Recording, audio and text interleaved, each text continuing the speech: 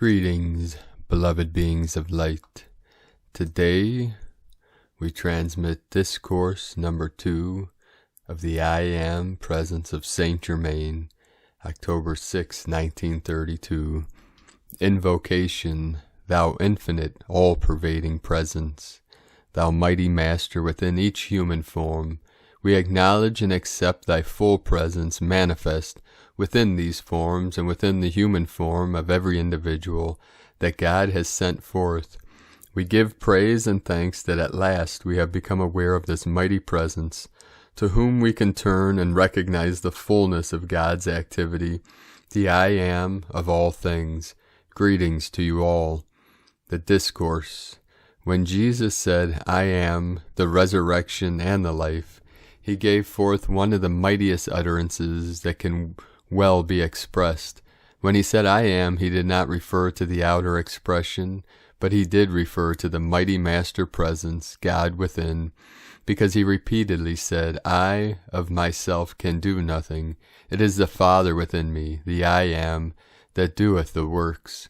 Again Jesus said, I am the way, the life, and the truth, giving recognition to the one and only power, God in action within him.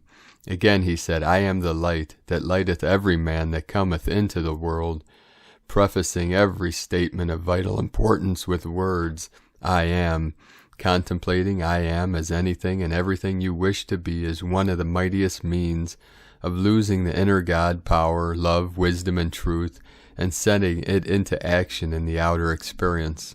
Again, let us refer to his mighty utterance, perhaps one of the greatest ever spoken into the outer expression, I am, the open door which no man can shut. Do you not see how very vital this is when you come to review understandingly these mighty statements? When you recognize and accept fully I am as the mighty presence of God in you, in action, you will have taken one of the greatest steps to liberation. Now mark you in the utterance of the truth that I am the open door which no man can shut. If you can but realize it, you have the key that allows you to step through the veil of flesh, carrying with you all consciousness that you have generated or accumulated, which is imperfect, and there transmute it, or in other words, raise it into that perfection into which you have stepped. Too much stress cannot be laid upon the importance of contemplating as often as possible the I am as the mighty active presence of God in you, in your home, in your world, in your affairs. Every breath you breathe is God in action in you. Your ability to express or send forth thought and feeling is God acting in you. You having free will, it is entirely up to you to qualify the energy sent forth in your thought and feeling, and determine how it shall act for you. No one can say, how shall I know how to qualify this energy? For everyone knows the difference between destructive and constructive thought, feeling, and action. The student in receiving instruction should constantly analyze the motive back of the question to detect if that motive there is a feeling of intellectual pride, arrogance, or stubbornness in the outer mind and body. If there is within the motive a lurking desire to argue and prove the instruction wrong rather than receiving the blessing and truth intended, the individual has unknowingly shut the door, for the time being, to his ability to receive the good offered. Again may I remind the students, regardless of their personal opinions, as to what the truth shall be. I have proven through many centuries, these condensed instructions now being given forth. If one wants to receive the greatest benefit possible, and the comprehension that will be absolute, certain freedom and liberation, listen with an entirely open mind, with the consciousness that the I am, the active presence of God in you, is your certain ability to receive, accept, and apply without limit the instruction which is being given forth with an accompanying radiance, which will enable certain students at this time to comprehend these simple yet mighty assertions of truth to their great blessing and freedom. The admonition has been before humanity through many centuries. Ye cannot serve two masters. Why is that so? First, because there is only one intelligence, one presence, one power that can act, and that is the presence of God acting in you. When you turn to the outer manifestation and then give all kinds of expressions and appearances power, you are attempting to serve a false, usurping master, because the outer expression can only find an appearance through the use of God's mighty energy. Your ability to lift your hand and the life flowing through the nervous system of your outer form is God in action, in your body through your mind. Dear students, try to use this simple means as a reminder of God in action in you. When you start to go down the street, think for an instant, this is God's intelligence and power by which I walk, and this is His intelligence by which I know where I am going. Thus you will see that it is no longer possible to go on without understanding that every move you make is God in action. Every thought in your mind is God's energy, which enables you to think. When you know this is a fact and there is no disputing it, why not adore, give full confidence to, trust in, have faith in, and accept this mighty presence of God in action in you, instead of looking to the outer expression, which is clothed, qualified, and colored by the outer, or human concept of things, regardless of the one mighty presence which enables the outer to express. All outer form and its attendant expression is but the experience of life by which each individual may learn, through his own experiences, the true source of his being, and come again into the fullness of perfection through the self-conscious knowing thus attained. The outer experience of life is but a constant changing, passing picture that the outer mind has created in its pretense, imagination of being the real actor. Thus is the attention so constantly fixed upon the outer, which alone contains imperfection, that the children of God have forgotten their own divinity, and must come back to it again. God is the giver, the receiver, and the gift, and is the sole owner of all the intelligence, substance, energy, and opulence there is in the universe. If the children of God would learn to give for the joy of giving, whether it be love, money, service, or whatever it may be, they would open the door to such vast opulence that it would be impossible to want for a single thing in the outer expression. The unfortunate thing in humanity which has caused such rampant selfishness and unprecedented condemnation of each other is the idea of claiming ownership to these wonderful blessings of God, for there is but one love acting, one intelligence, power, and substance, and that is God in every individual. The warning that should be placed before every student and individual is to guard against the desire of the outer self to claim power of its own. If in every act of the personality God were given full credit, transformations unbelievable could not help taking place in the one thus giving full credit and power where it belongs.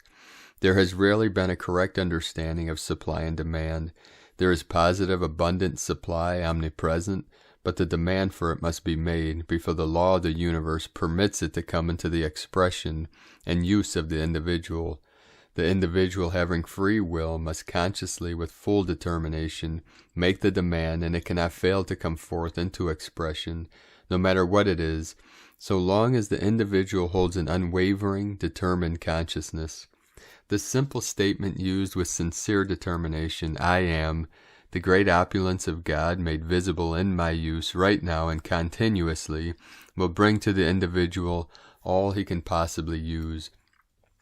The limiting element so many students seem to be unaware of is that they start out declaring the truth, for instance, as in the above statement, but before many hours have passed over their heads, if they were to analyze themselves conscientiously, they would find in their feelings lurking doubt or fear, for both these are feelings.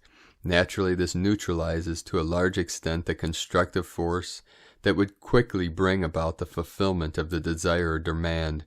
Once a student can become fully aware that every right desire or wish is God in action, propelling his energy forth to full accomplishment, and is always self-sustained, he would become aware of the limitless love, power, and intelligence he has with which to accomplish any given purpose. With this simple understanding, the word failure would be completely wiped out from this world, and in a very short time from his consciousness, because he would see that he was wielding intelligence and power that could not fail. Thus students and individuals come into their full dominion, as God intends, It was never intended by the great, all-wise, all-loving Father that any of his children should want for a single thing, but because they allow their attention to become fixed on the outer appearance, which is like the changing sands of the desert, they have knowingly or unknowingly cut themselves off to a large degree from that great opulence and intelligence. This great opulence is their birthright, which everyone can have who will again turn to the I Am, the active principle of God forever within himself, as the only source of active life, intelligence, and opulence. All through the ages there have been certain standards of conduct necessary for the student who desires to reach beyond certain attainments. This is the conserving and governing of the life force through the sex. For an individual who has been using this energy without any thought of governing it to suddenly say, I will cease this, cut it off as it were, without understanding the correct attitude of consciousness, would be simply suppressing a flow of energy which he has caused to flow in the wrong direction. Any student who wishes to govern this will find this simple statement the most efficient, if used understanding, of any one particular thing that can be given. This will normally and naturally govern the flow of the life energy and bring it back into its natural channels. It is the mighty statement of Jesus, I am the resurrection and the life. This statement will not only purify the thought, but is the most powerful, lifting, adjusting force that can be used for the correction of this greatest of barriers to the full height of spiritual attainment.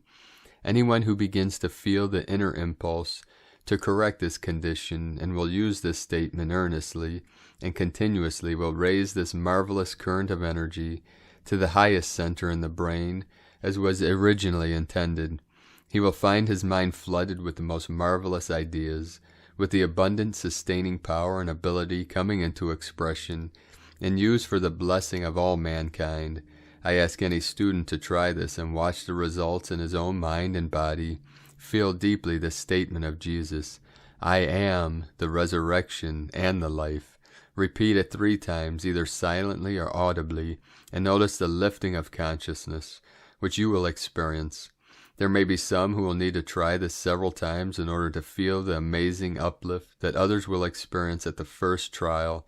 This will show you in a small way what can be done by its continued use. There is only one means of overcoming or rising out of anything, and that is after you know what it is you are to rise out of, to take your outer attention completely away from it, fixing it firmly upon the above statement. Any condition in the outer experience that one wishes to overcome can readily be accomplished by the use of this statement, as well as using it to change the flow of the misdirected energy.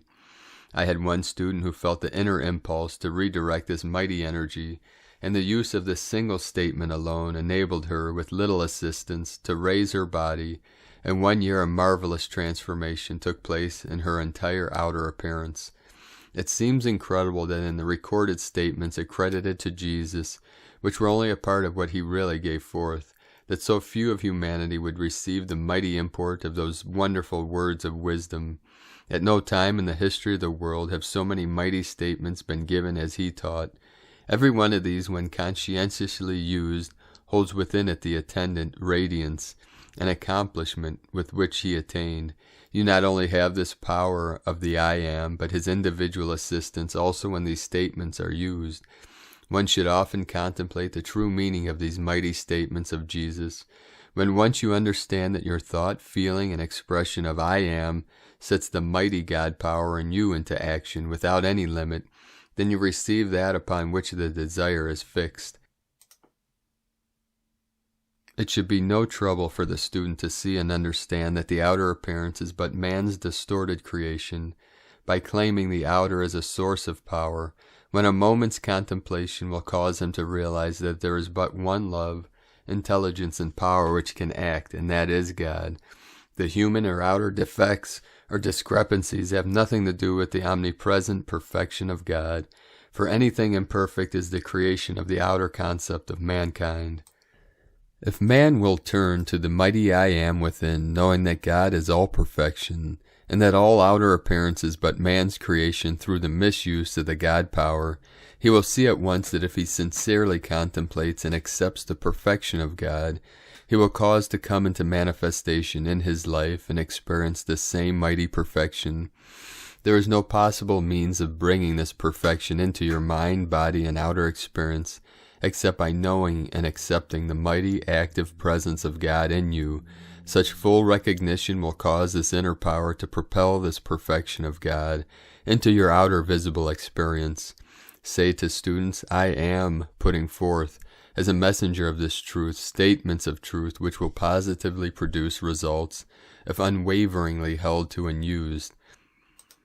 Students think things do not work because they do a thing today and forget it all next week. The desire for light and truth is the presence of God in the desire, propelling itself forth into action. For the illumination, use this statement: I am the full comprehension and illumination of this thing I want to know and understand. The day your eyes are open to see some of these marvelous ascended beings, the joy will last through eternity. If one does not take the attitude that I have the ability to do this, he never in the world can accomplish the thing he wishes to do. The moment you express I am, the resurrection and the life, in thought and feeling, it immediately turns all the energy of your being to the center in the brain, which is the source of your being. You cannot overestimate the power in this statement. There is no limit to what you can do with it. It was this statement that Jesus used most in his most difficult trials. Always know that when you decree a constructive thing, it is God in you propelling you to do it. It is the most foolish question imaginable to ask, have you proved this in your own experience? Each individual has to prove it for himself, or it will mean nothing to him. Nothing ever really means anything to anyone until he uses it. The feeling carries with it a certain coexistent sight. One often feels a thing with such clearness that he really sees it from the inner standpoint. As you enter the ascended state, thought, feeling, seeing, and color are almost simultaneously manifest. Harmonious sound is quiet. This is why ravishing music is the most quieting in its effect, while bombastic music is just the opposite. Benediction, thou mighty, majestic, conquering I am, we give praise and thanks for our comprehension of thee as God acting in us, and with thy mighty presence and radiance cause us to feel the mighty import of thy mighty truth and wondrous presence. When we contemplate thee, let thy mighty radiance fill us with that comprehending consciousness, to know and apply thy assertions of truth more and more perfectly. We give praise and thanks for thy mighty perfection and truth for all those who look unwaveringly to thee. This ends Discourse 2. Tomorrow we continue with Discourse 3. If you haven't signed up on our Patreon, be sure to go to patreon.com/Prime Disclosure. We appreciate you and your support, beloved being of light. The eagle and the condor love you all. Namaste.